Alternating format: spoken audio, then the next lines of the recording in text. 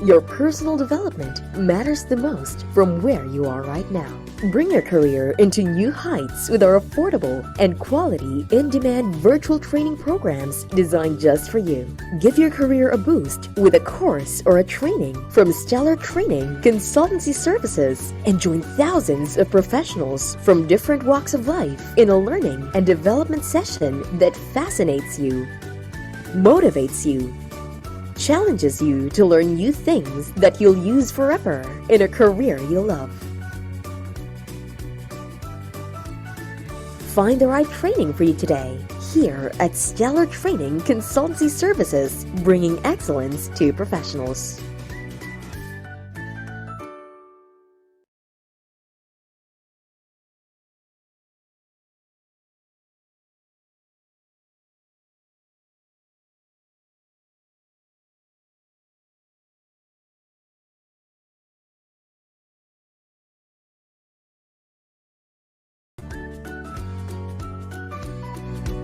Your personal development matters the most from where you are right now. Bring your career into new heights with our affordable and quality in-demand virtual training programs designed just for you.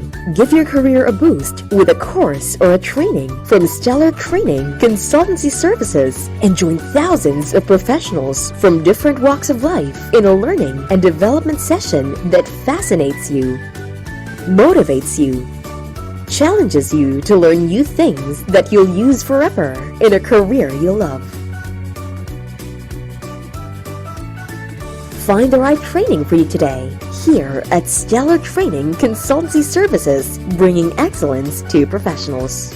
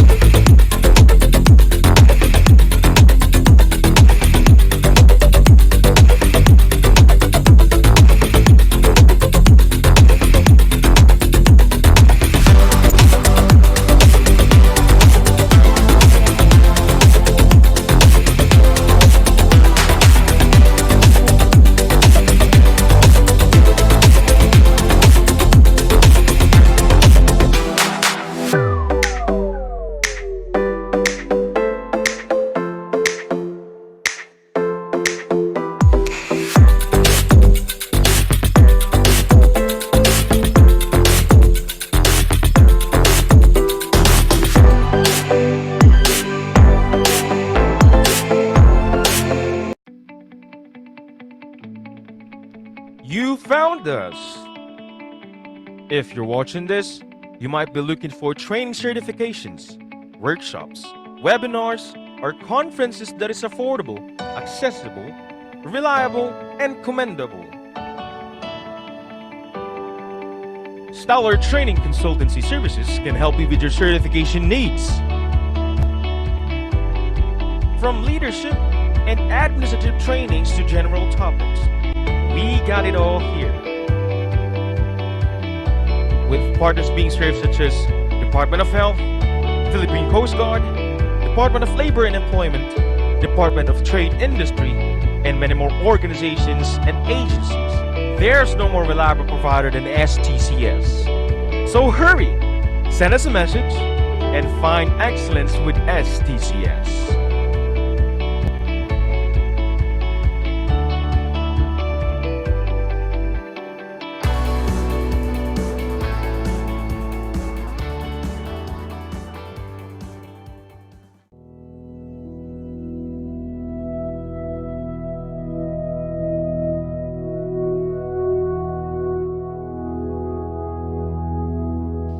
Ama namin, pakinggan mo po ang pagtawag namin sa iyong banal na pangalan.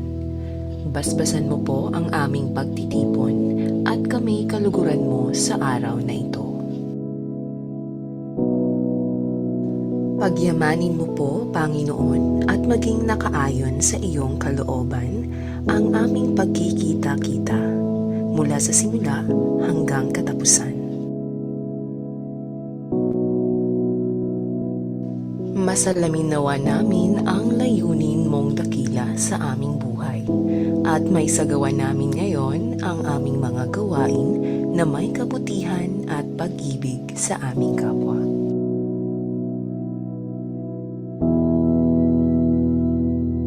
Kami po'y naninikluhod sa iyong harapan na kami iyong patnubayan at iwaksi sa aming kaisipan ang anumang masasamang kaisipan, inggit at pakikipag-alit sa aming mga kasama.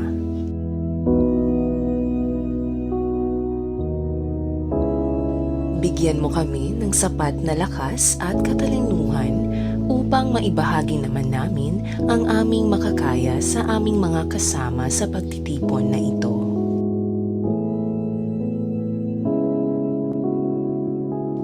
Panalangin namin ang lahat ng ito sa pangalan ng iyong bugtong na anak na si Jesus. Amen. Mga kababayan, ang pambansang awit ng Pilipinas. Kayang magiliw, telas ng sinanganan, alam ng puso, sa dikit mo'y buhay. Lupang binirang, kuya ka ng magiting, sa mandulupin, di ka pasisingil, sa nagatak tutok sa simoy at sa langit mong bagaw, ay tinatang tula, kawin sa pagkayang minamahal, ang isang ng matawad mo'y tagumpay na nag-iingin, ang bituin at araw niya kailan pa may magdidinig, lumalang araw ng walhagin pagsinta, buhay langit sa piling mo. Ang inigaya ng pagkay mga aking, ang mamatay ng dahil sa'yo.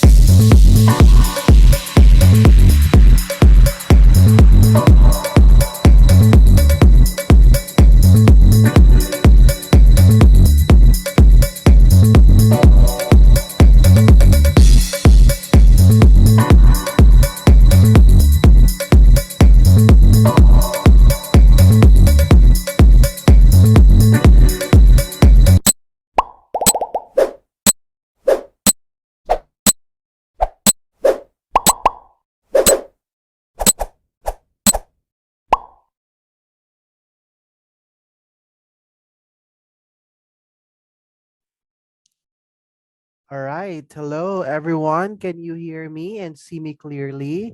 Ayan. Hello po, Sir Joselito. Good evening. Good evening for everyone.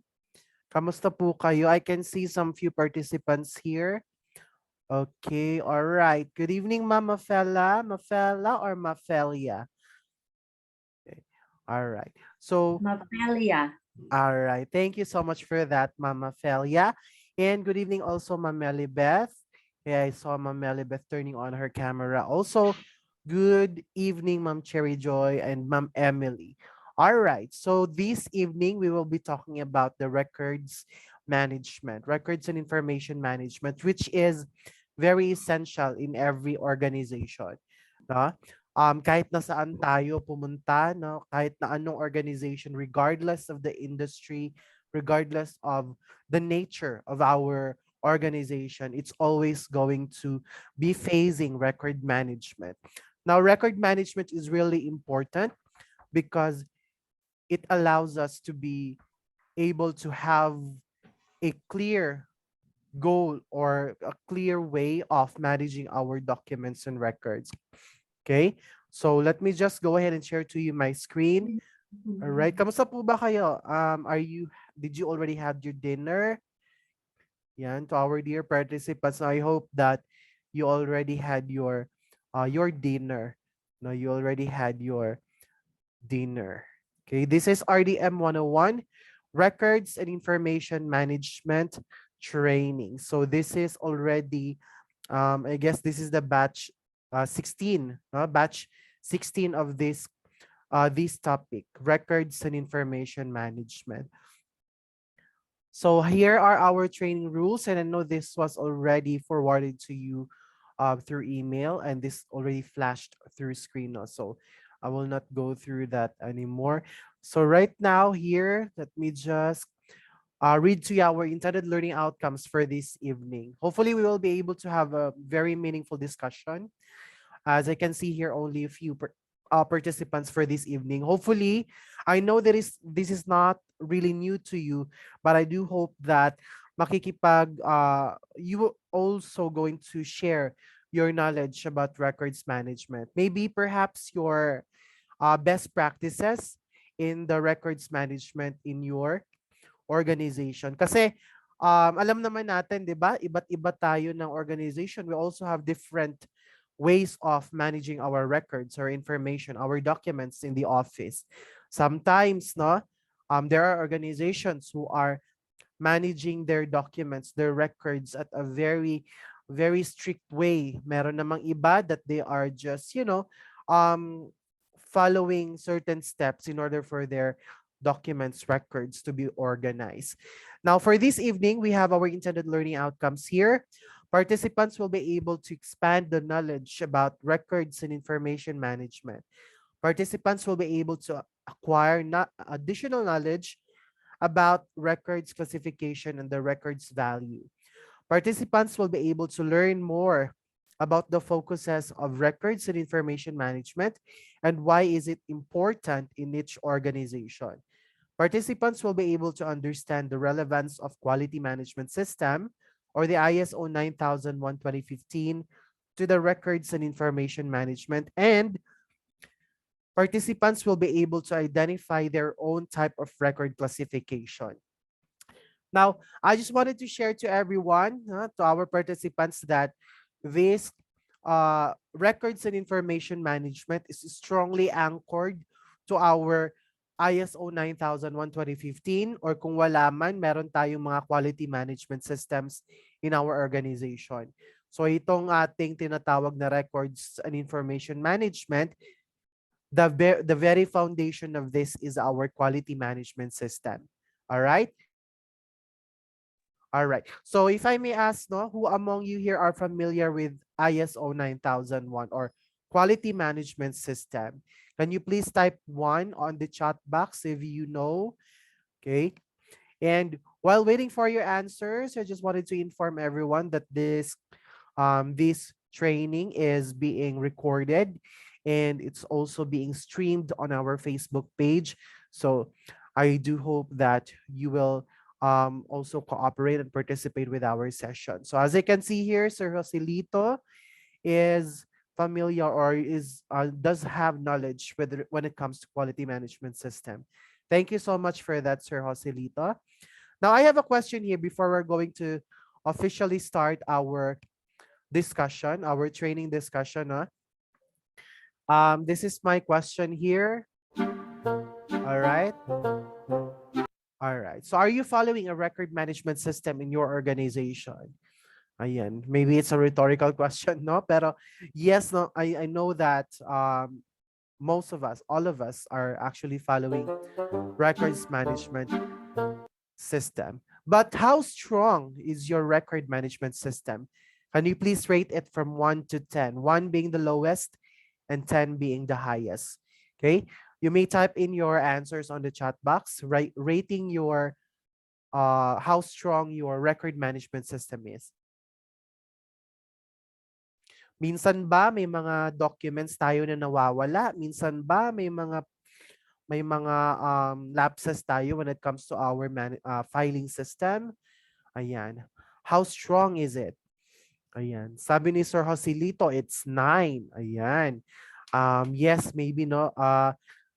Talagang reasonable itong 9 kay Sir Joselito because he also mentioned that he has an idea when it comes to quality management system. Ayan. For Mama Felia, it's 7. All right, not bad. Okay, maybe there's just a little bit of improvements that we can do about that. Kasi hindi naman talaga perfecto yung ating mga records management. Kasi with over 1,000, no? Over 1,000 of documents that we're managing, minsan talaga nawawala tayo kung saan natin ito ilalagay, paano natin to may i-classify, no? Is this one important? Is this one urgent? No? And on this evening, we're also going to tackle about the classification of our documents para malaman natin kung alin dito si folder 1, alin dito si folder 2. No? Kailangan nating malaman yan. And for Ma'am Emily, it's 8 to 9. Ayan. Naglalaro sa 8 to 9 for Ma'am Emily. Right? Not bad as well. 7. So there's I can see here Ma'am Cherry and Ma'am Melibeth. So we can definitely do something about that. Now we really need to at least raise these scores or rating a little bit para naman gumanda yung ating records management system. Okay? So now let's go to our discussion proper for our records and information management. So what is records? Yeah, basic question that we will be answering first right now. What is records? Records are recorded information regardless of medium or characteristics. When we say medium, regardless if it's on a digital form or a physical document form, regardless if it's a manuscript, no? As long as it is a recorded information, no, that is record. Records can be defined as information created, received, and maintained as evidence and information by an organization or person in pursuance of legal obligations or in the business transaction of business. All right. So if I may ask one of our participants, no, what could be the reason kung bakit meron minamanage natin or we are maintaining or retaining our documents? Ayan. You may also turn on your microphone if you wanted to share your thoughts freely, no? Kasi mas maganda kapag naka-microphone tayo. What would be the reason? What do you think is the reason bakit kailangan nating i-manage ang ating mga information, ating mga documents, important transactions, perhaps? Ayan. All right. This is the answer exactly. No, straight to the point, Sir Joselito. This is one of the answers that I was actually looking forward. Evidence in case of conflict. All right. Perfect. We are definitely keeping our records, no? Inaayos natin ng ating mga records, documents, because later on, we don't know if there are litigations that may happen, no? Or if we needed some evidences to make sure that to prove that this transaction transpired, no? Hindi mo naman maipapakita, 'di ba? Hindi mo maipapakita na kunwari, no? You said that kunwari upon tracing may nakita na nag-release ka ng 1 million pesos, no, sa inyong company. You will not be able to justify that 1 million pesos you released if wala kang record, 'di ba? Wala kang documentation.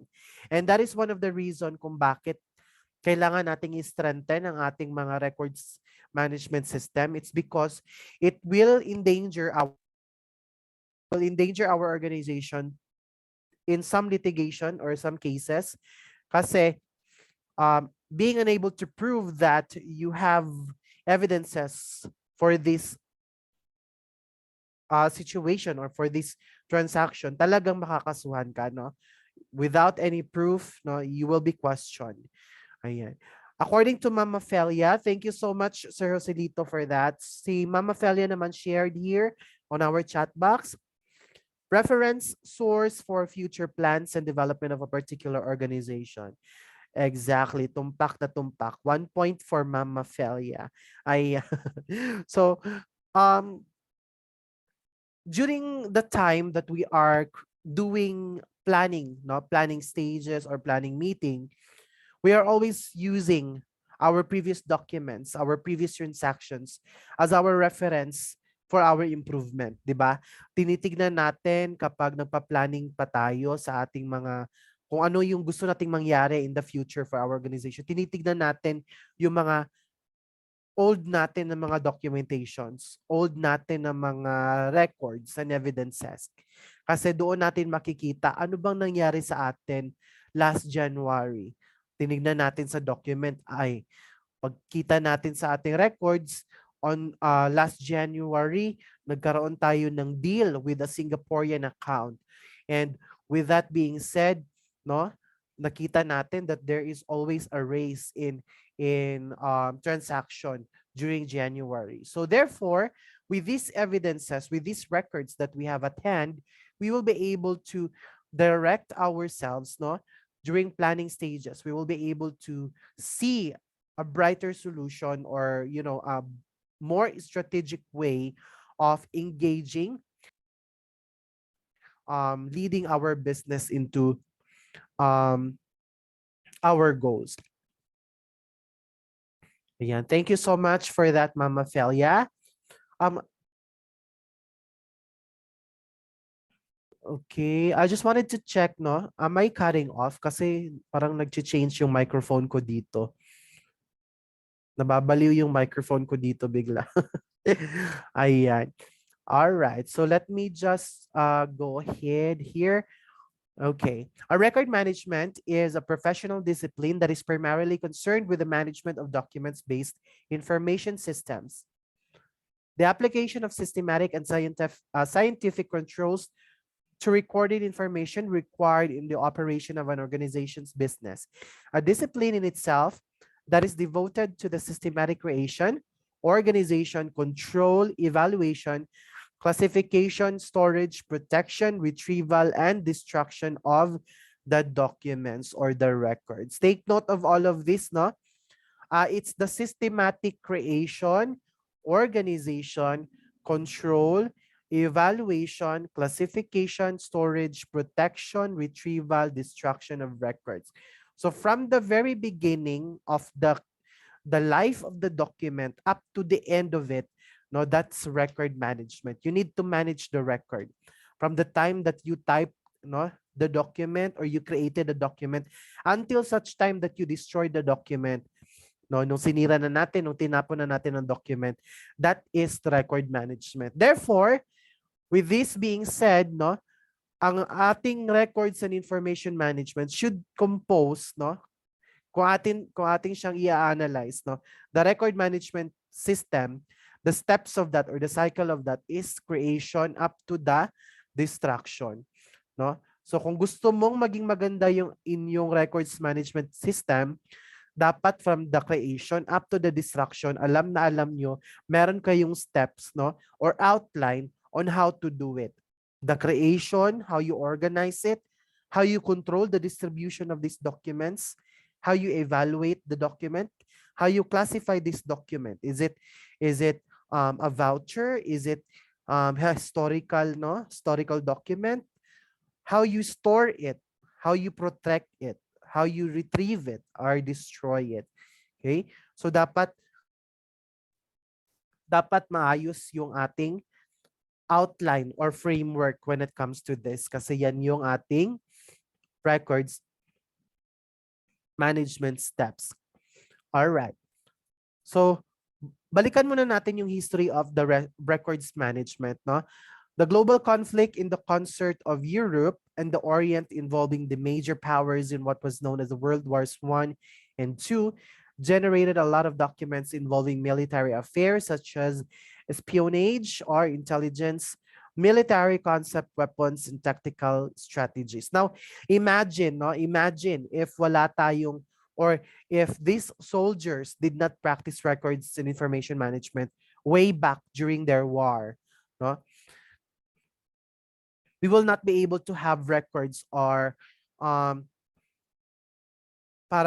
records of the history, kung ano nangyari, no? Proof of their purchases sa kanilang mga weapons. And transactions that transpired during that situation or during that event. This created the environment for a proper management system for a military information. And so the discipline has ironically benefited from this manner of treating important information.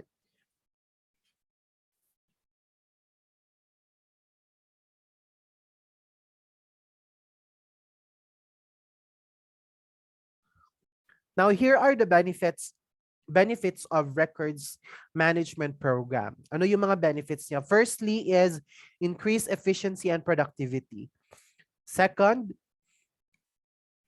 protects organization from litigation. Kagaya ng sabi ni Sir Joselito kanina, no? Have evidence of transactions for audit purposes, just like what Mama Felia said.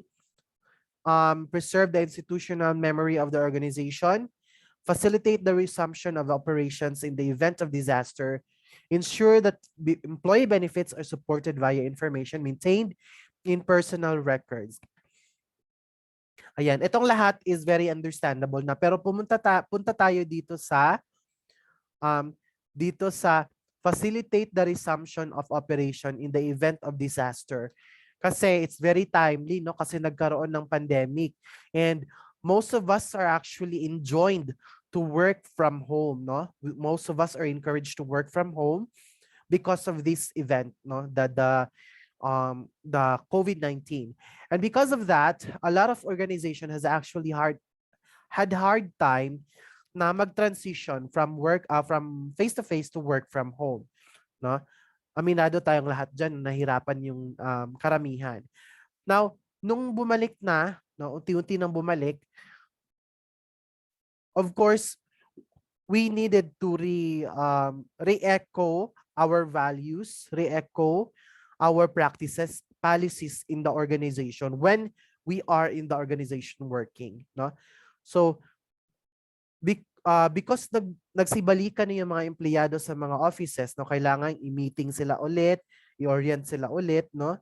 And we will not be able to do that if wala tayong records ng ating organization about these matters, no? So these records help us in the resumption of operations in the event of disaster. No, natutulungan tayo na makabalik muli sa ating mga trabaho after all of the disaster crisis that has happened. All right, now let's have the components of records management program. Ito yung components niya. Forms and correspondence management. This refers to the management of the handwritten communications carried out in the office. This includes the incoming and outgoing communications received and released by the office. Ano po ito? Anong mga documents yung tinutukoy ng mga ng forms and correspondence management? Okay. Anyone?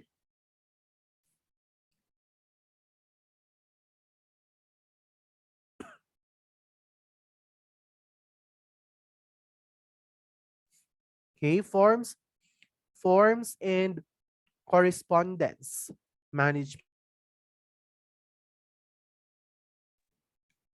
Okay, sabi ni Sir Joselito, proposals. Yes, that's one of the documents here.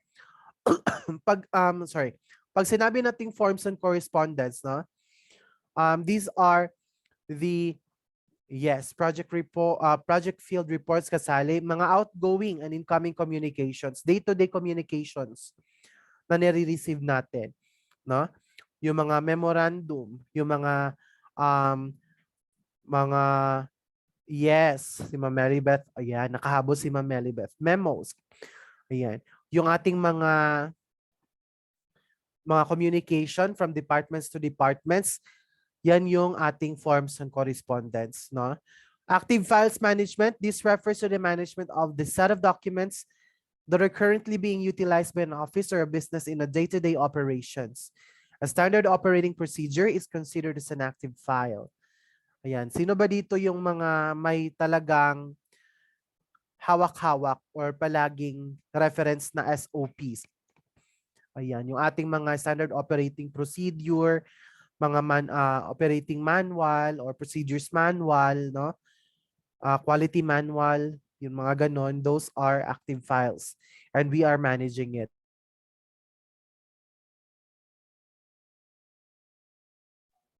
Next component of record management program is yung mail management. Ayan, wag nating kakalimutan, no? We are living in this century already and digitalization is very very wide already, no? Parang it's reaching the peak of it, no? Digitalization of our documents. Mail management refers to the management of specific field of communication management for managing high volumes of inbound electronic mail received by organizations. Yung mga electronic documents that we have, no? In the organization. Marami na tayo mga electronic documents, di ba? During the time that we have to work from home, okay, the electronic documents actually increased for about 30%, no? Because of what happened. Yeah.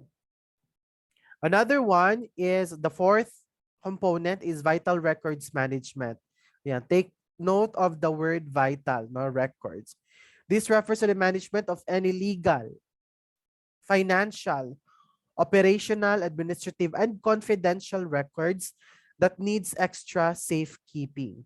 This includes contracts, yan, yung mga patents, intellectual property, quality assurance records, yung mga confidential records that we have, no, that only administrators in the organization can access or should be able to access.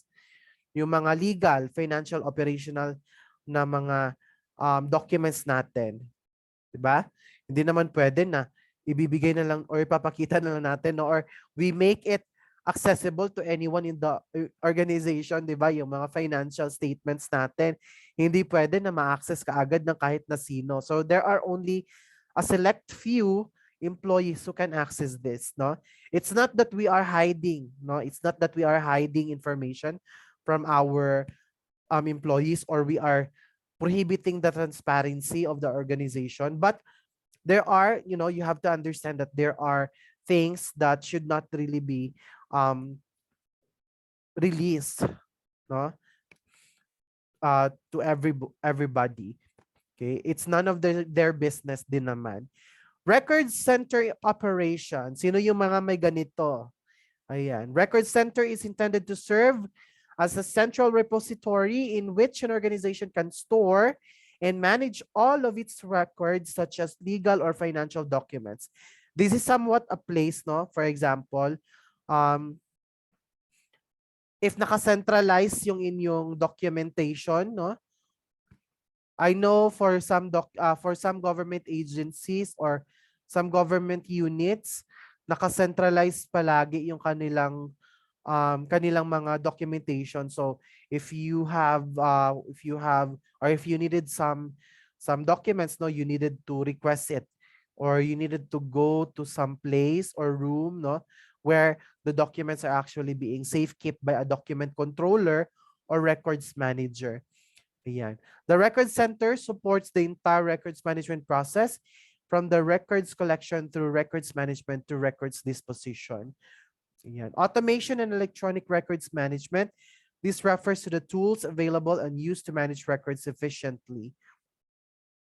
The use of the machines or system to perform tasks is normally performed or controlled by the people.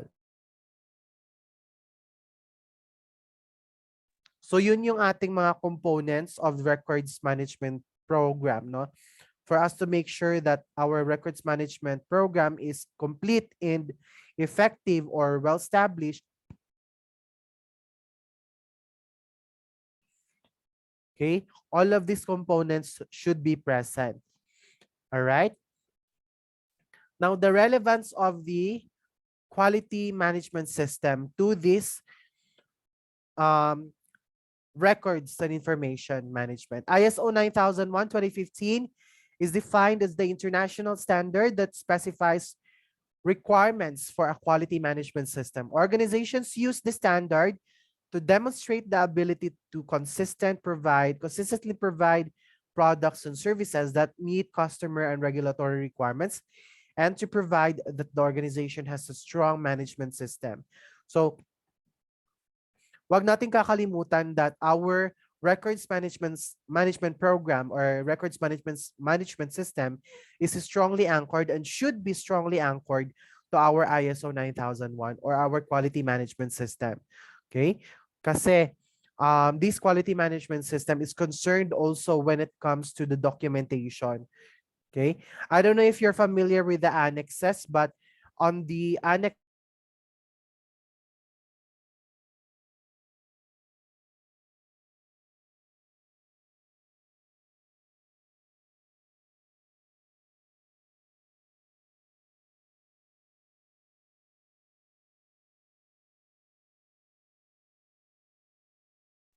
All right, can you hear me now?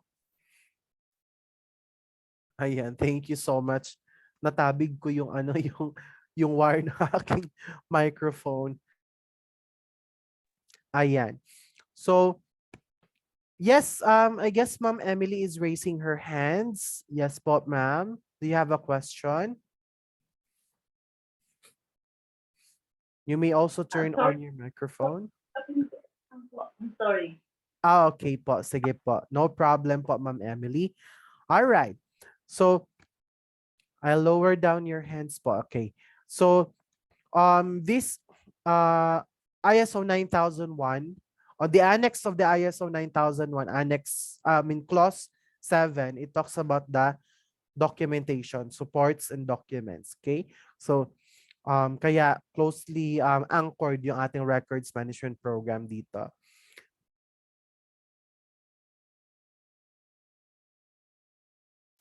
ISO 9001:2015 tackles also about the proper templates of documents, management of records and information, and the life of the files in an organization. ISO 9001:2015 requires that organization control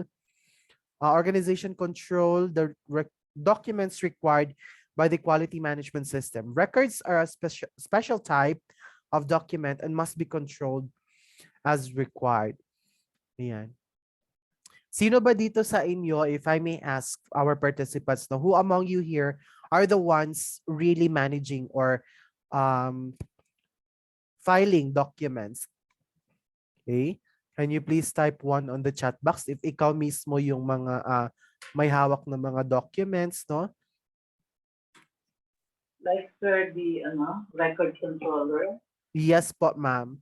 Are you the document controller or record controller? Akala ko po kasi yung siyempre sir sa sa everyday po na stuff ginagawa. Pero hindi po ako record controller. I see. Pero marami naman po kayong nafa-file na mga documents po na inyo lang po. Yes po. Ayan. Yes po. ISO certified po kami, and then I'm happy nga po na iniisip ko nga po na pagka-auditor po kayo. That's why napaka-blessed po namin kasi napaka-expensive po nitong dinidiscuss niyo po na ito. Ayan, thank you so much for the appreciation po, Ma'am Emily. Yes. Yung ISO kasi natin, no? Yung ISO is very strict when it comes to the documentation kasi part yan ng ating clause, no, sa ISO.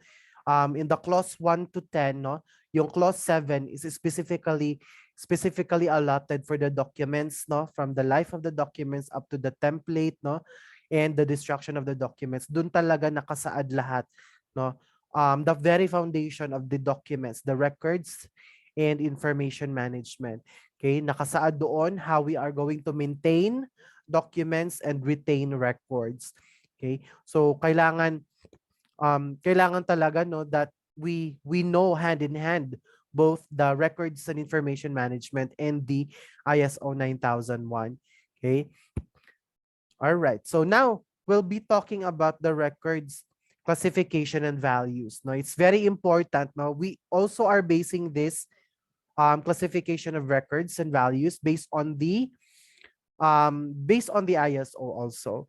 So we have the active records, inactive records, electronic records, and obsolete records. Okay, we have 4. Ano-ano itong ating 4 classification of records, no? For the active records, these are, of course, no, from the word itself, a record that is regularly referenced or required for current use. Okay, the documents or records that always mong pinupull out para gamitin, then pina-file ulit, ginagamit, no? Very active documents, perhaps. Inactive records as well is a record that is still needed, kailangan pa siya, but by an organization, but not for the current operation. You need it, no? But it's not, you know, the frequency of you needing to pull it out, no, or use it is not as much as the other documents na active record, no? Maybe you need it on a specific transaction. You need it for reference only, no? So yun yung inactive records. Electronic records, of course, are records recorded or formatted only a computer can process. Yung mga electronic mails natin, no, electronic documents na nakasave, no? Documents in various formats, PDF, PPT, Excel, no, Word, or Docs. Those are electronic records. Obsolete records naman, records that are no longer of use or are outdated. Meaning, they are not suitable for the current transaction anymore, or it's not perfect to be used on the transaction anymore, or parang sobrang layo na niya doon sa current situation. For example, this document that you are following is a document that was created year 2011. Okay? So, we all know that for the span of, 11 years, kasi 2011 siya, tapos 2022 na tayo ngayon. We all know that a lot has changed, no? For that whole 11 years. And if we are still going to follow the document from the 2011, we will feel like there's a really strong urge or need for us to change it, not to update it. Once we update that record, no, it will become obsolete, no, or hindi na siya perfect gamitin or pwedeng gamitin. Obsolete, it already has a new version or revision of that, a new document revised based on the record. Okay? Marami yan, no? If we are going to revise our document, you should always stamp, no, obsolete record, or kapag hindi na talaga ginagamit, we should stamp obsolete record on that or obsolete document. Okay? May iba kasi hindi sila nagpa-practice ng ang tawag nito, regular revision of the documents, no? Meron kasi dapat tayong ginagawa na ocular revision ng ating mga documents, especially if there's a big change in the organization, no? new system that was implemented kasi it will really affect the entire process and procedure in our organization. With that being said, no, these changes may actually affect, no, both sideways the organization. So kailangan baguhin natin yung iba nating documents, no, in the process, in the procedure, and determine if it is obsolete or not. Okay. Now, records and information value levels, yung mga value, ito na yung values ng ating mga documents. Okay? Hindi lang siya, yung mga documents kasi natin, may kanya-kanya silang value, no, or importance. Yan. And we should know what are their value para alam natin how to take care of them. Okay? So we have here the levels, value levels. First one is decentralized value. Decentralized value are documents that we have on our side always, no? Mga ginagamit natin palagi. What are those? Announcements, no?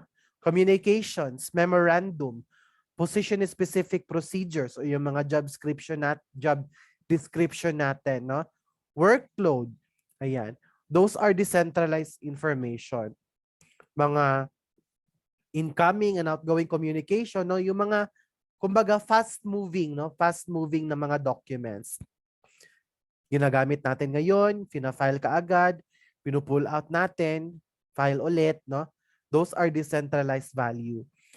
For centralized values naman, okay? These are the quality manual, procedures manual, memorandum. Okay?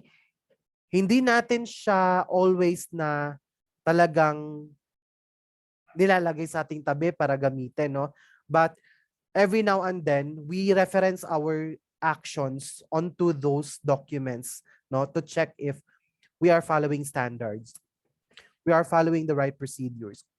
So, yan yung ating centralized value. Sometimes, no? Kapag may gusto, are we still on the right track of this procedure? So, syempre, we will pull out the quality manual. To check natin yan, no? Procedures manual, let's check natin. If there's a violation, no? Or if we wanted to check if tama ba yung ginagawa natin, we check if ano yung nakalagay sa memorandum, we pull it out and then ibabalik din natin ulit, no? Hindi siya ganun kadalas nating ginagamit. So, those are centralized value. Archival value naman for history, researches, previous transactions, yung mga information ng ating organization, historical information. For example, yung succession, no? Succession ng inyong ng isang empleyado to be in becoming the new president of the organization, no? Yung pagka-promote ni employee A into this position, into the supervisor, no? Yung pagpapalit ni employee A at employee B ng posisyon. So those are some of the historical or archival value ng mga documents. Yung mga researches,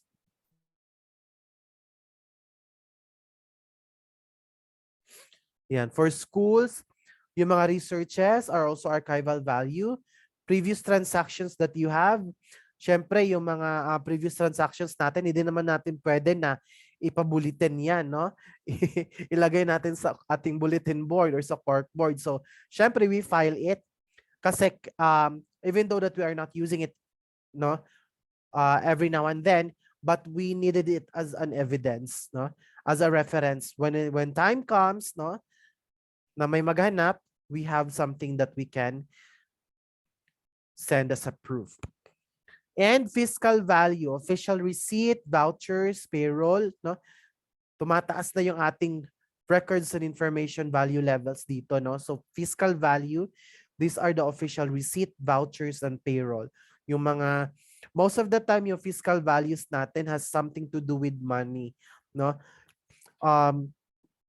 Fiscal values needs to be kept because most of the time dito, okay, dito banda from the archival, no, from the archival value, fiscal value, up to the legal value, dito nagsisimula yung mga non-conformances ng ating mga organization. No, if you're knowledgeable about the ISO, dito nagsisimula yung mga non-conformances, yung mga lapses ng mga organization kasi kulang sila ng ganitong document, nawawala yung itong document na ito, the transaction receipt of this, the official receipt of this transaction is nowhere to be found, kaya nagkakaroon ng non-conformance yung organization. So most of the time, no, if you are the record controller or document controller, you really have to take double consideration when it comes to your archival value, fiscal value, and legal value ng mga documents.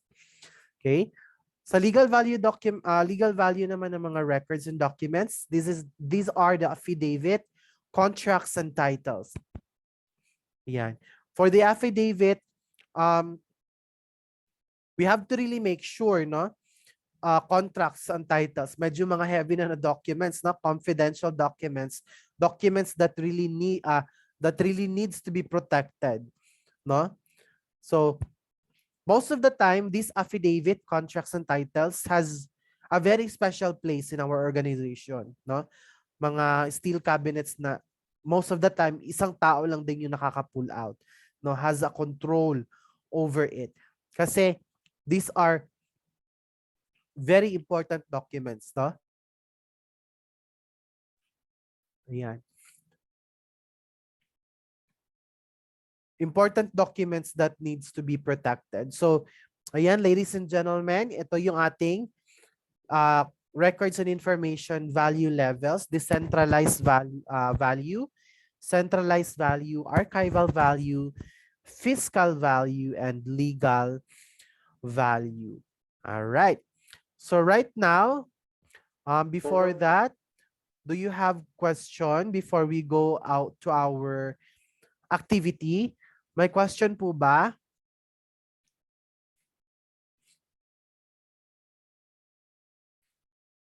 Ayan. Okay. All right. So let's go to our activity, no? Short activity. This is sort it out, no? Since we are ayan, tumutunog na siya. Walang permiso, tumutunog. Ayan. So since we are talking about records and information management, no, and we wanted to make sure here that you have, or you know, or you identify the value levels of the documents based on our discussion. We will now put it into practice, our ideas, no, our knowledge from our discussion. So this is sort it out. Okay, instruction. You got time, boss? I am trying to keep an organization organized and clean table. Can you help me with these documents? Help me classify the value level of the documents I have on my table. So all that you needed to do po is isort ninyo. Just let me know kung saan natin ito ilalagay na document. Okay? Are you ready for the first document that we have? Ayan. You may type in your answers on the chat box, no? Official receipts. Saan ba natin to ilalagay? Yan. Is it legal value, fiscal value, archival value, this centralized value? Yan. We have few answers on the chat box already.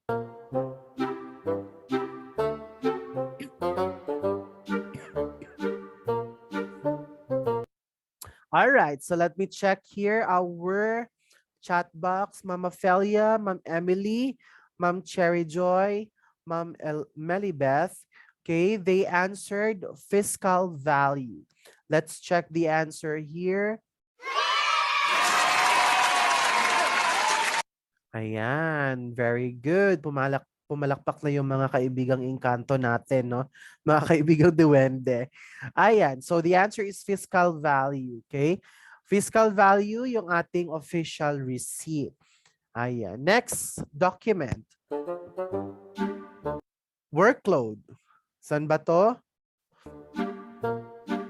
Is it decentralized value? Does it have no value, fiscal value, or centralized value.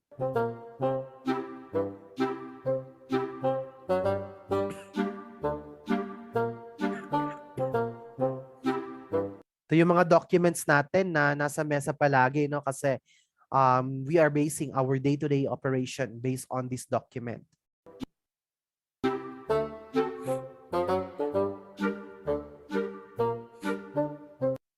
All right, so we have an answers here. We have answers here from Ma'am Melibeth and Ma'am Cherry Joy. They answered centralized. And we also have a different answer coming from Mama Felias, decentralized value. Let's check here who got the correct answer. Oh, wow. Mama Felia got the answer correctly. It's decentralized value. Workload. Ayan. Decentralized value po ang ating workload. Ayan. Tignan natin ulit. Ayan. Decentralized value. Ayan. Here. No? It's the workload. Okay?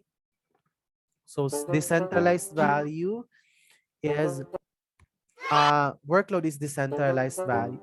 Next that we have here. All right, next. How about the quality manual? Is it legal value, fiscal value, archival value, or central value?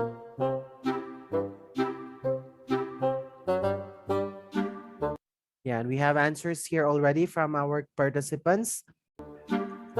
Yan, I love it kasi napakabilis sumagot ng ating mga participants. Siguro mga competitive ito nung mga nag-aaral pa sila, no?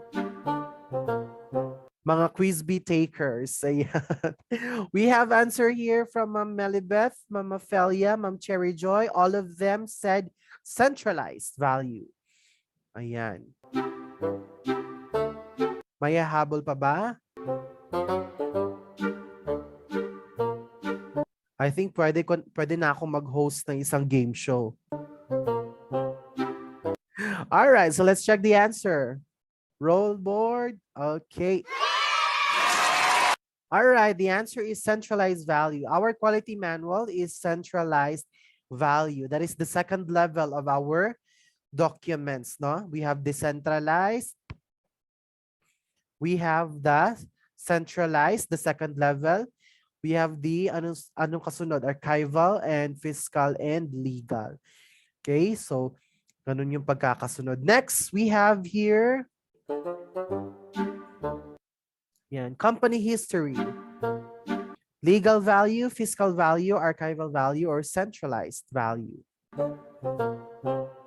Yan, ang bilis sumagot ni Ma'am Melibeth. Yan, very competitive. Si Ma'am Felia rin at saka si Ma'am Cherry Joy, Ma'am Emily, ayaw magpatalo. Ayan. Legal value, fiscal value, archival value, or central value. Let's check company history. Ayan. All right. So company history is archival value.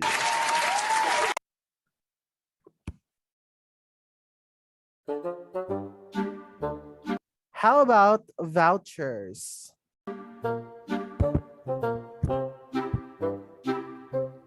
Laban lang po, Mama Felia.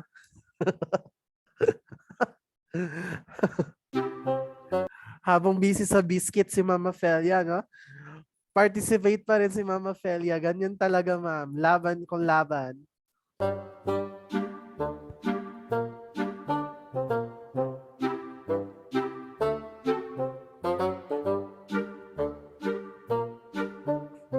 I really appreciate those who answered. All right, let's check the vouchers. What's voucher here?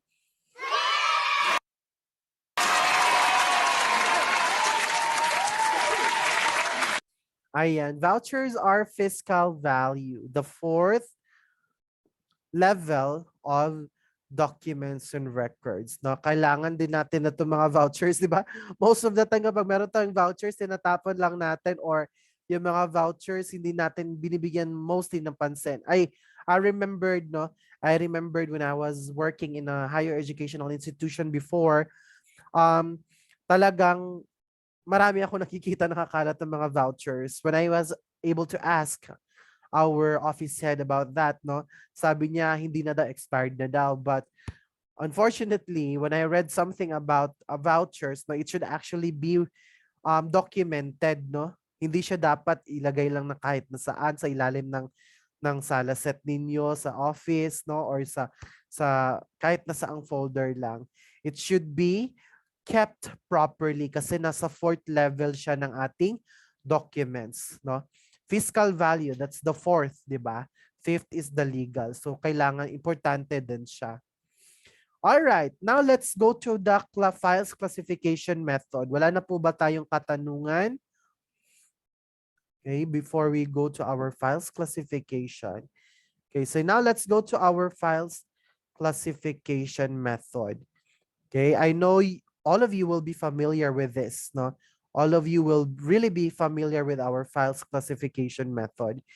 Siguro most of you here would say na, yan sir, yan yung ginagamit namin, no, na classification method.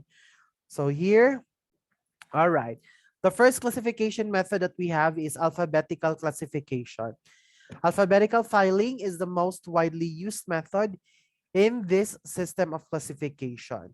The papers or records are classified in accordance with the first letter of the name in alphabetical order. Most of the time, gumagamit tayo ng alphabetical classification of our records or documents if it is a telephone directory, 201 file or files ng ating mga employees, no? Employee records, records of suppliers.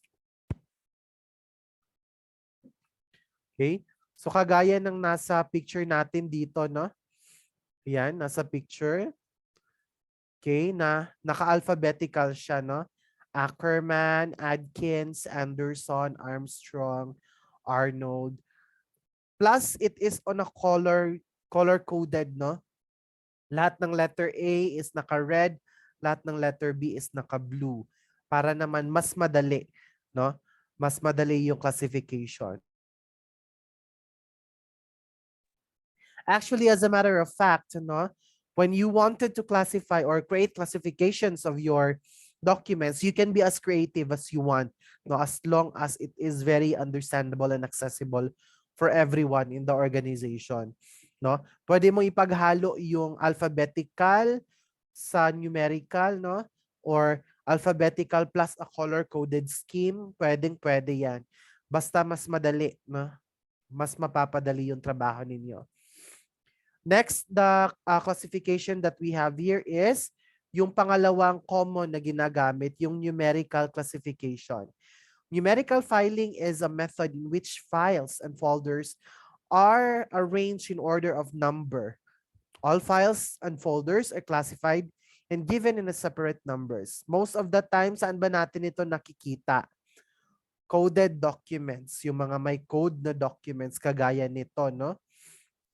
Mass-produced na documents and records. Most of the time, yung mga coded na documents, nakikita natin, mga receipts, no? Or yung mga hospital. Sa mga hospital, medical, in the medical field, most of them are actually using as well, no?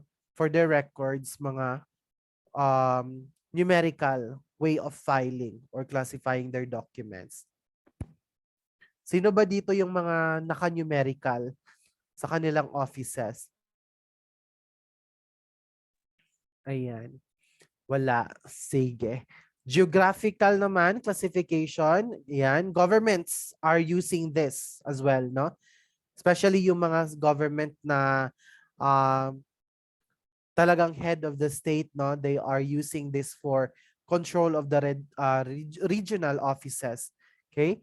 Geographical filing is a method in which files are grouped according to the geographical location of firm. Organizations of person under this method, name of places are written in file and are arranged in drawer, either in alphabetical or numerical order, whichever is suitable for the organization. For example, your company or your organization has a lot of branches, no? May branch kayo sa Luzon, napakarami, no? may branch kayo sa Visayas, may branch kayo sa Mindanao. So you can use geographical classification of records, no? For this matter. For example, you create files for every city in the Luzon. You create files for every city in Visayas and so on. So that depends on you and how you are going to be how you are going to classify your documents. No, kasi may mga industry kasi or may mga businesses or organization that hindi applicable sa kanila yung isang classification. So they have to experiment, no, or they have to mix different classifications, filing classification. So examples of this are the regional office directory and local offices directory. We also have subject-wise classification. Ito yung isa sa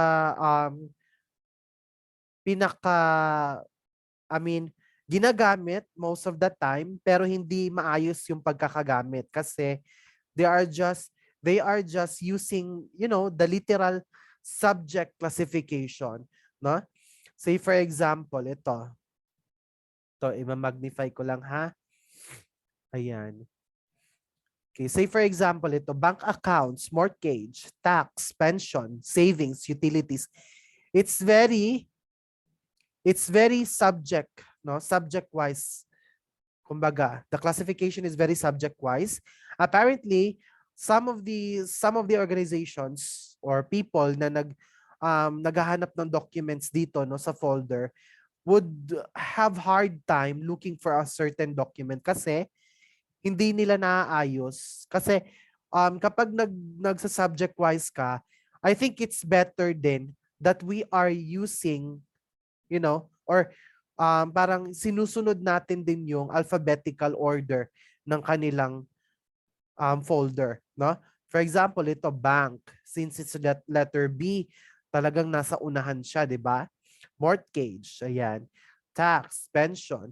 So medyo nagkagulo na dito banda sa may tax and pension, no? So dapat, no, if you are going to use subject-wise classification, you pair it with a reasonable classification, alphabetical classification, no? Para hindi kayo mahirapan. Baka naman yung utilities na sa unahan tapos hinahanap mo yung bank accounts na folder, nandun pa sa napakadulo. So dapat inaayos mo rin siya alphabetically yung folder ninyo, subject classification. A separate file is maintained for each subject. The files can also be arranged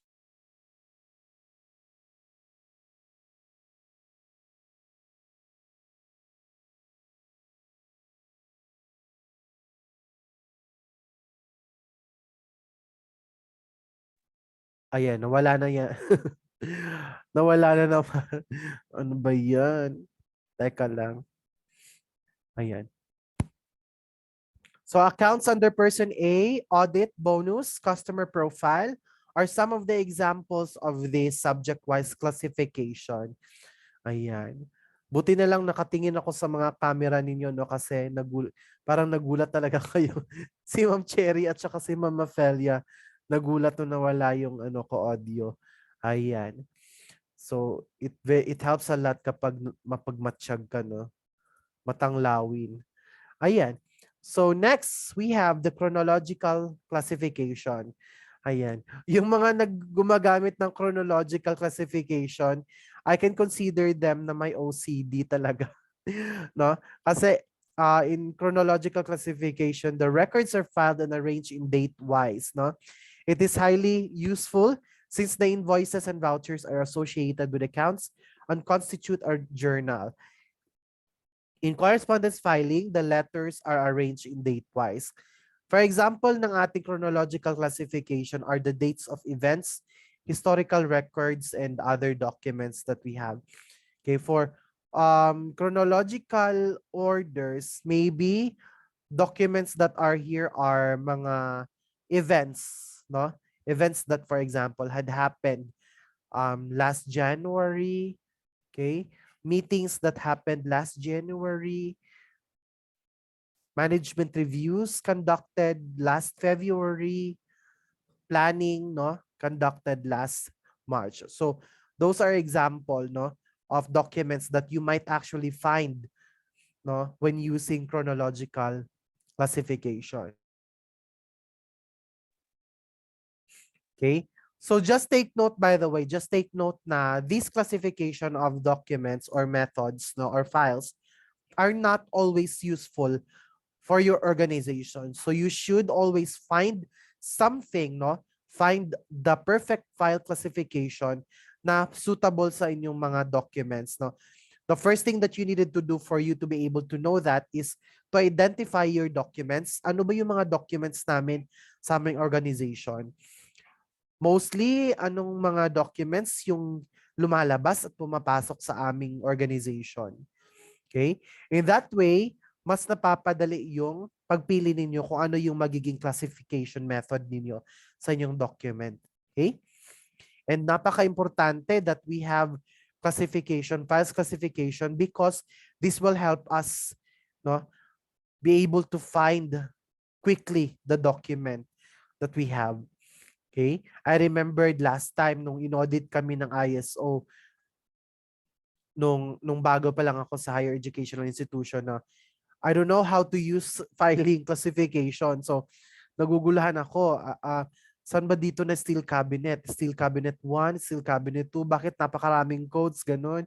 So naguguluhan ako. But later on, no, I was able to appreciate the classification method kasi if you get to familiarize with that, you can easily pull out the document that you need, no? Hindi na kailangang maghanap-hanap, no? Maghanap kung saang folder, no? At saka when you are going to put it back, madali na lang din, no? Hindi nawawala yung document kasi alam mo kung saan siya isisingit ulit. Alam mo kung saan siya ilalagay ulit. Okay? So it really helps a lot to be able to have a strong, a records and information management in the workplace. Yan, wag natin kakalimutan yung importance niya.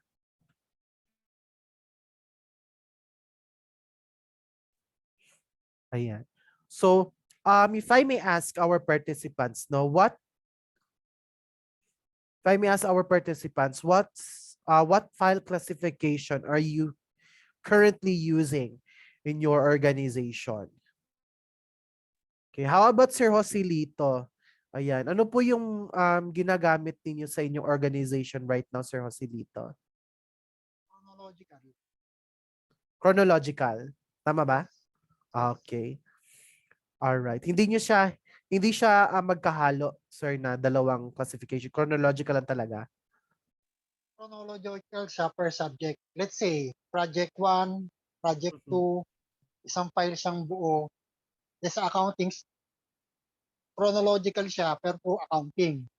I see. Oh, kasi ganun yung ano ninyo yung nature of ng documents ninyo. So it's reasonable na chronological talaga. Then meron din kaming yung internal namin, let's say yung safety and OSH program sa safety. Isang file yun, pero several volumes naman. So per subject siya, per chronological pa rin siya, in a sense na per subject siya, per class. Inihimulay pa rin namin siya. I see. All right. Yeah, mabuti kasi meron na kayo, alam niyo na kung ano yung classification ninyo kasi for some organization na talagang nahihirapan silang kung ano yung gagamitin nila na filing classification. Okay, it really helps a lot na meron tayong katuwang sa organization or an expert, no, na alam yung mga ganitong bagay.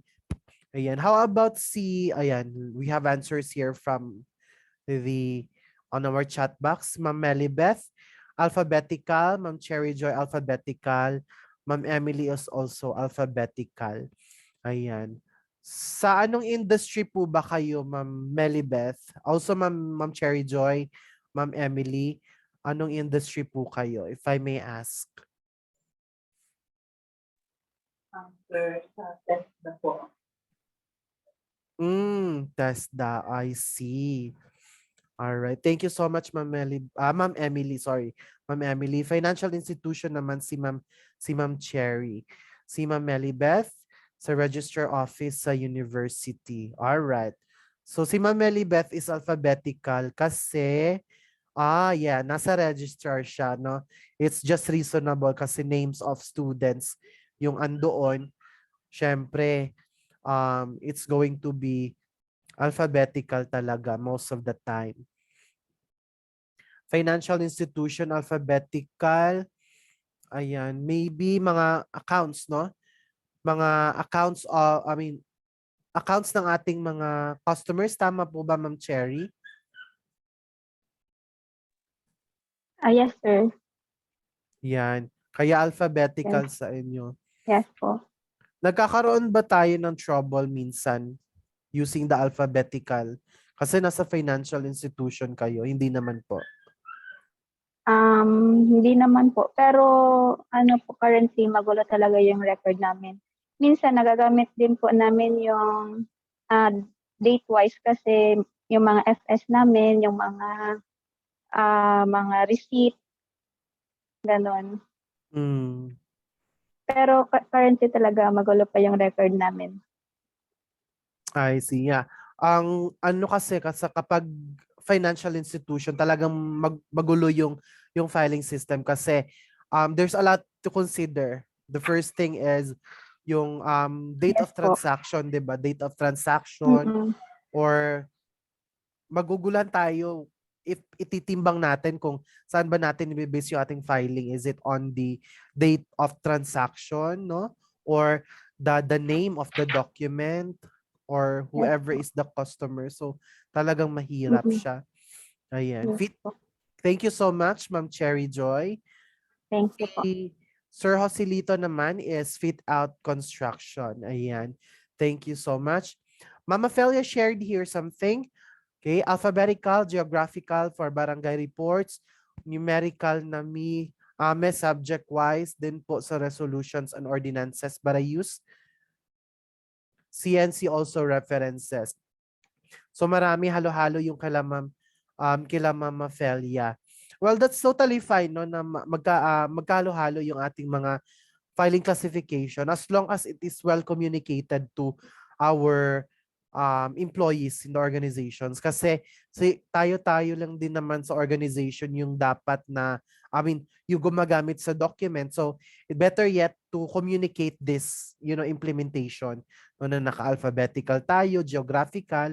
Kasi, it goes down to the implementation of it.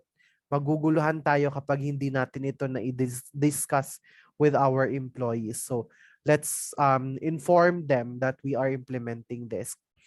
All right. So do we have questions when it comes to the classification before we go ahead and continue with the record life cycle? Wala na po ba tayong question? I hope that I've discussed every single bit of our topic clearly, no? I would really appreciate na may natutunan tayo sa ating session for this evening. Ayan. Kahit na medyo barado yung ilong ko, no? But I really appreciate that I can see that you are all learning from our session. All right. So now the record life cycle, okay? Just like I have mentioned earlier on the first topic, the introduction of our topic, records and information management program is concerned from the creation up to the destruction or the death of your document. So here, this is the record life cycle. A basic concept in records management is the record life cycle.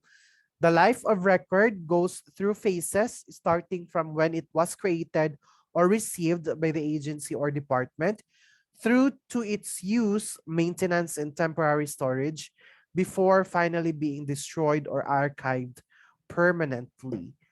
Ayan. So as you can see here on our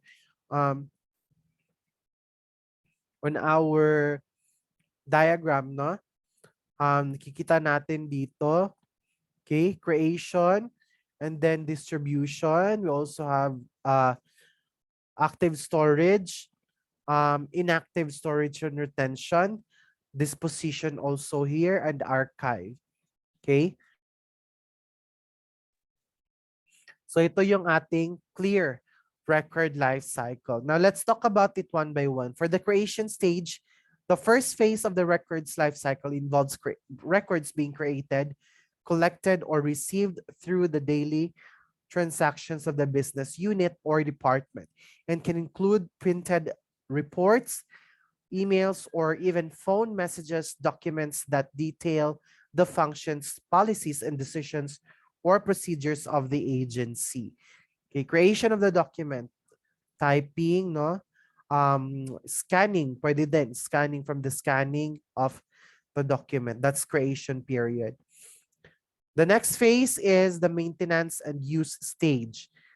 After mo na-create yung document, you are going to use it, of course, for various purposes. This can include filing, no? Retrieving, use, duplication, printing, dissemination, release or exchange of the information in the record. Okay? Other purposes such as this, no, is also under this maintenance and use stage. When you have distributed this to a different third party, different party, that is already on this stage, maintenance and use stage. Disposition, ayan. Disposition stage, at the disposition phase, records are assessed to determine the retention value using general disposal schedules or records disposal schedule. I just wanted to inform everyone to take note of this, okay? Pag meron tayong records management program, dapat alamin din natin kung ano yung ating general disposal schedule or records disposal schedule. Sir, ano po itong general disposal schedule or records disposal?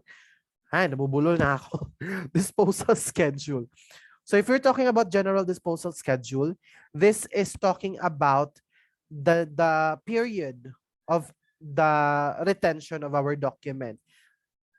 How many years do we have to retain this document or maintain this document?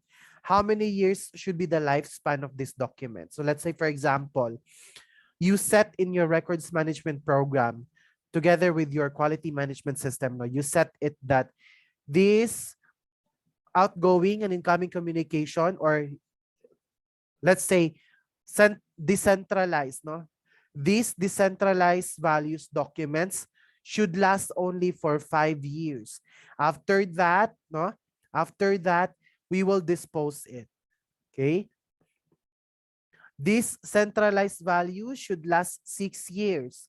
This fiscal value should last 10 years.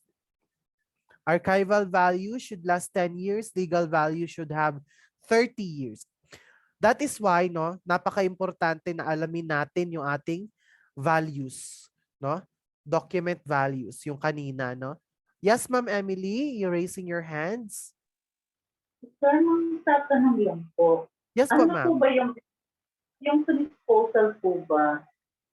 Ang alam ko lang po, kasi meron po ba talaga tayong basehan or meron tayong NASB po ba, sir? National Archives of the Philippines. Kung saan po na dinidiscuss din po nila yung mga years ng mga records, or bahala na po yung organization mag-set ng years ng sa pag-keep ng records and then disposal po. Thank you so much for that question, ma'am. For the legal, fiscal, for the legal value documents, we really have to consult it with the higher ups, say for example, yung National Archive natin, kailangan nating itanong sa kanila if they have a mandate about that, Kasi those are legal values, we cannot really determine as an organization as to when we are going to dispose it. However, for those levels below the legal values, it's gonna be the prerogative of the organization as to when you are going to dispose it, So that depends on the organization already.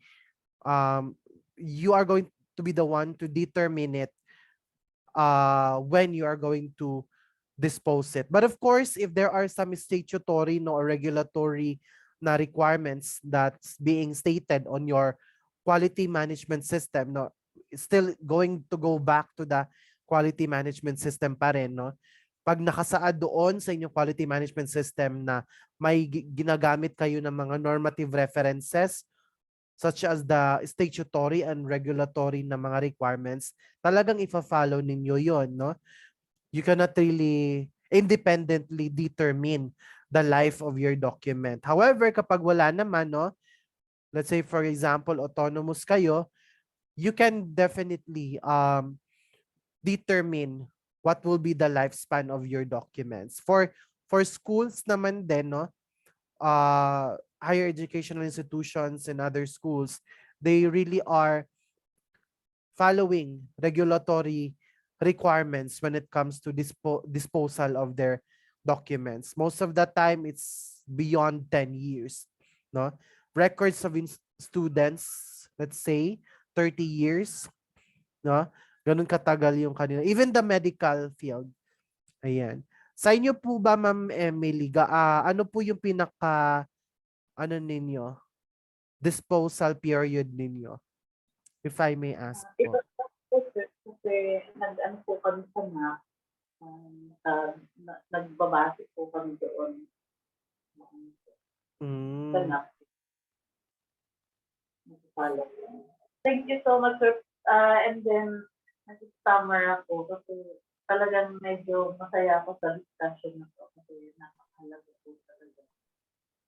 So, hindi ko po memorize yung mga years. Ang dami-dami po ng document, ibang years po siya na isabi. Yeah. Don't worry. Yeah, it's totally fine, no? Actually, Ma'am Emily, you can see the retention period of your documents on your quality manual, no? Try to check your quality manual, no? Sa inyong, kasi ISO na kayo, di ba? Try to check your quality manual. Go to the clause 7 of your document. Clause 7, then under that, 7.1.5, I guess. Clause 7. Yes, ma'am. Clause 7. I-check ninyo yan sa inyong quality manual. Nakalagay dyan yung records kasi uniform yung mga clauses ng mga ISO eh. So, clause 7, and check ninyo dyan yung retention schedule ninyo ng inyong documents. Yan, you're welcome, ma'am. Most of the time, naka-table yan siya eh. For the records, one by one yan siya naka-classify. Okay, 5 years, 3 years, ganun, nakalagay yan siya. Ayan. So, disposition, yan. This leads to either the preservation or destruction of the records. For the disposition, we have options as well, no? Disposition. So ito siya, no? Preservation or archival stage. Yan. Preservation meaning wala tayong sisirain. We are going to keep it as long as we can. Okay? When a record has been determined to be of permanent value of the organization, then it is transferred to the archives for permanent archiving and preservation. Okay? Most of the time, ito yung mga nakikita natin ng mga documents na nagdidikit-dikit na yung mga papel sa sobrang luma na, no? Tinatanong natin sa ating mga sarili, bakit hindi pa to tinatapon, hindi naman to ginagamit. We may think that this is not being used anymore, but we are just protecting ourselves, no, our organization, kasi there's a lot of surprises. Hindi man natin siya gamitin ngayon, no, or ilang taon, maybe 50 years hindi siya nagagamit, pero there will always, no, be surprises. Malay mo on the 51st year of that document may maghahanap, no, na kanyang history ng kanyang enrollment, say for example, way back 1970s, no? So dapat naka-archive talaga yan siya. Kaya most of the time itong mga archived documents are not printed, no? Most of the time nakasulat or naka-typewriter, okay, or scanned na siya, no? Kasi there are some inks or paper na nawawala yung kanilang printa, 'di ba? Or na nasisira yung printa. Kaya kailangan, if you're going to archive these documents, it should be supported with a backup. Ayan. That's the first option for disposal, no, or disposition. That's the preservation or archival stage. Ano naman yung pangalawa? Let's check here. The second one is the temporary storage or destruction. Ayan. If a record still has ongoing value to the organization, it will be temporarily stored, of course, no? Temporary lang, not permanent, no? Either on-site or at the secretariats or off-site with an approved provider. When the retention date of these records is reached, permission will be sought from the organization for their destruction. Okay? So once you temporarily store the document, after that, no, say for example, sinabi mo doon sa inyong quality manual na yung ano ba example ng documents? Say for example, workloads, ayan, workload. Workloads has a retention period of 3 years, no? After 3 years, no? Syempre for the span of 3 years, ikikip mo talaga yan siya, i-store mo siya sa isang sulok, no? Or sa isang filing system ninyo. After 3 years, ano yung mangyayari? Syempre, since the lifespan of that is only 3 years, it will be in line for destruction after that, no? You will ask approval, of course, from the organization for the destruction of it. Okay? Destruction. Now, how are you going to destroy it? There are a lot of ways, no, how to destroy it. Pwede mong sunugin if you want.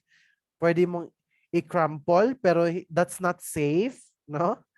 Hindi siya safe. Pwede mo siyang i-shred. Of course, if you have shredder. But there's actually one, no? There's actually one way na high-tech na, but that requires a third party. No, meron 'yan sa dito sa Pilipinas. There are some services, third party services na ino-offer for big government agencies.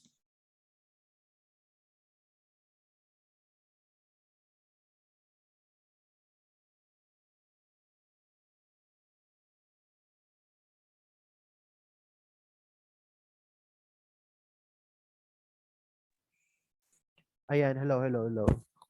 Am I back? Tumayo kasi ako. Ayan, may mga nag-o-offer sa mga government offices ng mga third-party services for the destruction of these documents, no? Destruction of these documents. Ano ba tong third-party service, sir? The third-party service is parang ibibigay mo lahat ng documents sa kanila na gusto mong masira. Tapos, kukunin nila lahat yan, ipupull out nila lahat, dadalhin nila sa kanilang service area, no? Tsaka sasabuyan nila ng chemical. So yung document, no? Yung document mismo, yung paper, nawawala yung mga prints doon. Okay, nabubura yung mga prints.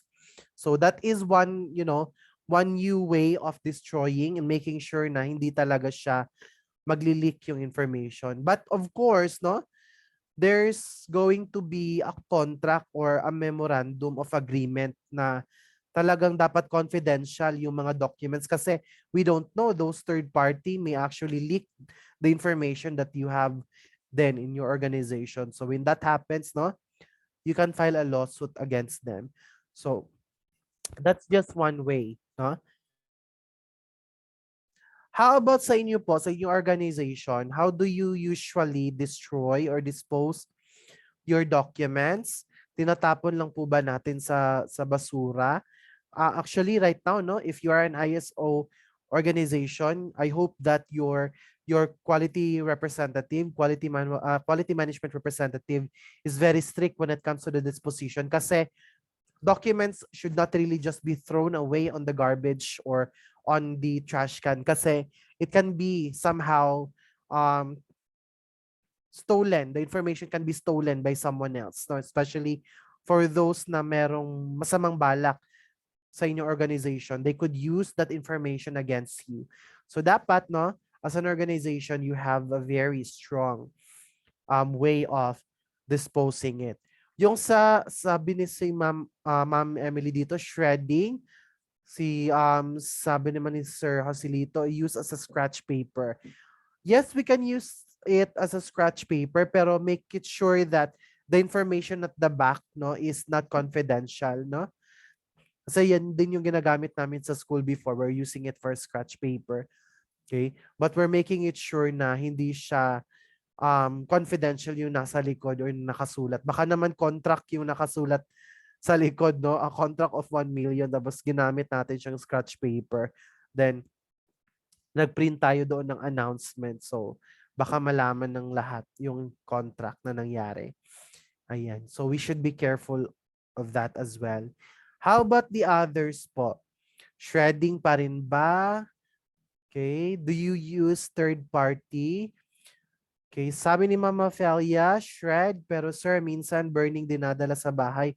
Bawal kasi sa compound ng agency. Ayan, binibigyan pa kayo ng trabaho ng ma'am no, na magsunog. So, talaga, okay lang po yan, ma'am. Sige lang po. Ayaw siguro nila mag-pollute doon sa compound. So, sa inyong bahay na lang po daw. Ayan. Ano ba yan? Diba? So, dapat, sabihan natin sila na, sir, kailangan nyo kaming, may health allowance dapat ito kasi nasusunog yung baga namin. Ayan. So, yung sinabi ko kanina, no, yung na-share ko kanina na way of destroying or removing the prints on the ang tawag nito, on the document. Na-share din yun sa amin dito kasi we didn't know that one of the staff ng I don't know if is a staff, pero nakita namin siya doon sa isang segment ng Jessica Soho. Siya yung in-interview namin. In-interview din siya ng Jessica Soho for yung sa nangyari na yung about sa presidential candidate. So siya din yung nag-share about sa mga ganitong bagay. So we were surprised kasi kumuha siya ng training dito mismo sa ganitong topic na ito. So yun, we were just surprised about that. Siya din yung nag-share nung idea na yun. All right, so next. Okay, so this is the overview of the record life cycle stages: creation of document, receipt of the document, maintenance and use. Again, it's the organization, distribution, retention, and scheduling and retrieval. Okay, so disposition, there are two ways. Okay, preservation or archival. Then we have the temporary storage before the destruction, recycle, or shredding. Ayan.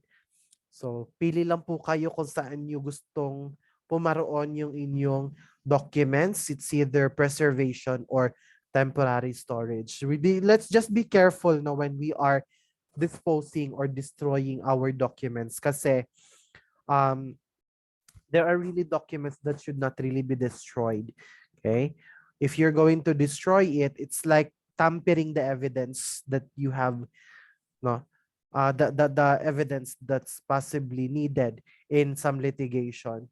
So wag natin ganyan. And there's actually, that is actually punishable by law. So hindi sana naman hindi tayo maipit sa ganong sitwasyon, no?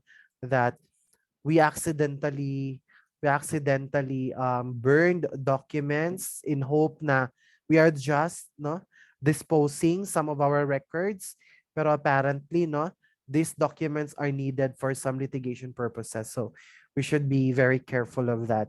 That is why on top of this discussion, balik tayo doon sa files classification, yung sa decentralized, centralized, archival, fiscal, and legal value. Once you are able to master identifying those documents, you will be on a safe hand on how you are going to take care of these documents, how you dispose these documents as well. Ayan. So we have a sharing here coming from Sir Joselito. Shred, use a scratch or burn depending on use a scratch or burn depending on the importance of the documents, but legal docs keep for 30 years. Ayan. Matagal talaga yung mga legal documents, no, yung lifespan nila kasi um hindi naman natatapos kaagad yung mga transaction when it comes to legal purposes, 'di ba? There are times na meron ngang iba, 'di ba, na pumupunta sa mga organization to check the transaction. May iba nagko-complain, no? I wanted to pull out my records here, my transaction here for the past 30 years. Ayan, nako. Kapag ganyan na, no, manginginig ka na kasi there's a lot of documents that you really need to pull out kapag ganyan, no?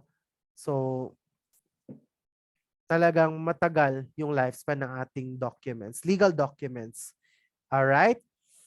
So last question. Okay, last question we have here. Okay. Oh, this is already answered. What filing classification are you using in your organization? Okay, how about this one? Do you also apply color-coded filing system in your organization? Ayan. Do you use this? Sa amin, no, before, for our documents, records, we use yellow, green, blue. Tapos, for forms, sa forms namin, mga forms is yellow. Okay, para mas madali namin siyang ma-identify. Okay.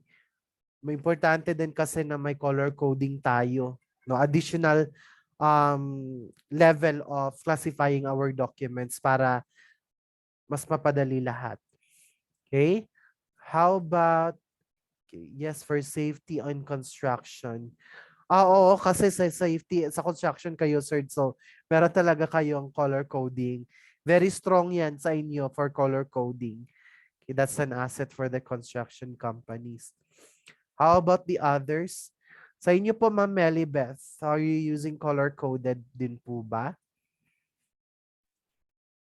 Yes po, sir. Sa mga hard bounds and soft bounds po. Sa dissertation and thesis. I see. Ayan. Napakalaking tulong ng mga color coding kasi minsan, no, it helps us be able to classify. It helps us easily classify the documents if it is a record or if it is a form, no, a document. Depende on how you are using this color coding as a legend, no? Sabi naman ni Ma'am Emily, yes, color coding din po. Ayan, syempre TESDA, no? I visited regional TESDA already before. Ayan. Kasi we had to enroll kasi nung nasa ano pa ako, nasa higher educational institution, kailangan naming i-enroll yung aming ESLP na program for maritime sa TESDA. So marami nahirapan din kami sa TESDA kasi yung very strict din sila when it comes to documentation. Ayan, dapat din ring bound yung aming mga course outline, subject, no? STCW based, ayan. Ayan. All right. So, that is the last part of our discussion for this evening, and I do hope that you appreciate our discussion. No? We still have the records RDM 102 document control and information management. Document control. Yeah, and information ano ba yan? Training. And RDM 103, RDM 104 also. So hopefully we'll be able to see you again on those topics as well. And I truly appreciate your participation on tonight's discussion, even though that it's already 8:42, but you still are very enthusiastic in engaging with our topic. That goes to show that you are very interested with our discussion and have learned a lot from our discussion. So here's our email address, admin@stellartraining.asia, training team at stellartraining.asia. Hello at stellartraining.asia. Our social media page, you can visit our Facebook page for upcoming trainings and discounts for our trainings. Okay. For questions, you also can message our Facebook page for some inquiries. Also, your certificate together with the copy of this presentation and the recording of this session will be given to you within 24 hours. I'm not really sure if it will be given to you tonight because it's already evening. Maybe just expect it. No, usually we send it right away, no, within an hour. But it's already evening, so just expect it. No, if hindi siya masend sa inyo tonight, please expect it tomorrow morning, early morning. All right? All right. Thank you so much. So wala na po ba tayong question? We have some chats here. Ayan. Thank you everyone and good night. Sir Joselito, thank you so much, sir. Daming learning sa amin ni Ma'am Emily. Thank you so much, Ma'am Emily. Let's turn on our camera so that we can have our photo up. Okay. Let's take our photo up. Yan, para may padala tayo ng mga picture sa embahada. Ayan. Papadala natin sa United Kingdom, na representative ng Pilipinas sa burial ni Queen Elizabeth. All right. Thank you very much. Nice to meet you virtually, everyone. More power to your company, Sir Junmar. Thank you so much, Mama Felia. Let's take a picture, everyone, at the count of 3. 1, 2, 3, smile. All right, once more. 1, 2, 3, smile. All right, thank you so much and I appreciate everyone. We hope to see you again on our future trainings. Mabuhay po kayo and you have a wonderful evening. Goodbye, everyone. Bye. Thank you, sir. You're welcome, Ma'am Cherry. Bye, thank you.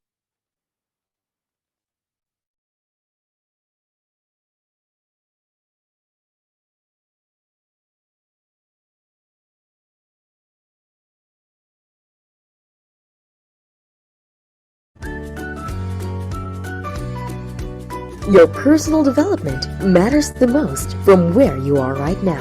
Bring your career into new heights with our affordable and quality in-demand virtual training programs designed just for you. Give your career a boost with a course or a training from Stellar Training Consultancy Services and join thousands of professionals from different walks of life in a learning and development session that fascinates you, motivates you, challenges you to learn new things that you'll use forever in a career you'll love. Find the right training for you today here at Stellar Training Consultancy Services, bringing excellence to professionals.